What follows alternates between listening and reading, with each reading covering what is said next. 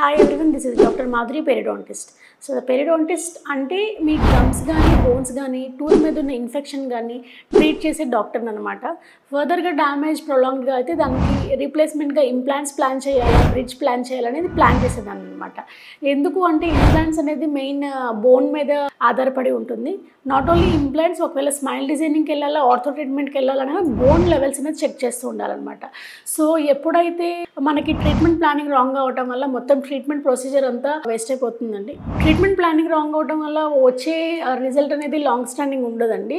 So టెంపరీగా ఉంటుంది. So ఇవన్నీ అవాయిడ్ చేయడానికి మీరు ఎప్పుడైతే ఒక డాక్టర్ని కన్సల్ట్ అయ్యారో, మీరు తీసుకున్న ఒపీనియన్ ఆర్ మీరు తీసుకున్న ట్రీట్మెంట్ కరెక్టో కాదో తెలియాలి అంటే సెకండ్ ఒపీనియన్కి ఒక డాక్టర్ దగ్గరికి వెళ్తే బాగుంటుంది. సో ఇలాంటి సెకండ్ ఒపీనియన్కి వెళ్తే బాగుంటుందా అని మీకు అనిపించినప్పుడు మీరు ఈ సెకండ్ ఒపీనియన్కి ఆక్సిడెంటల్కి రావచ్చు. ఇక్కడ ఫ్రీ కన్సల్టేషన్ ఉంటుంది సెకండ్ ఒపీనియన్ తెలుసుకోవాలనుకున్న వాళ్ళకి.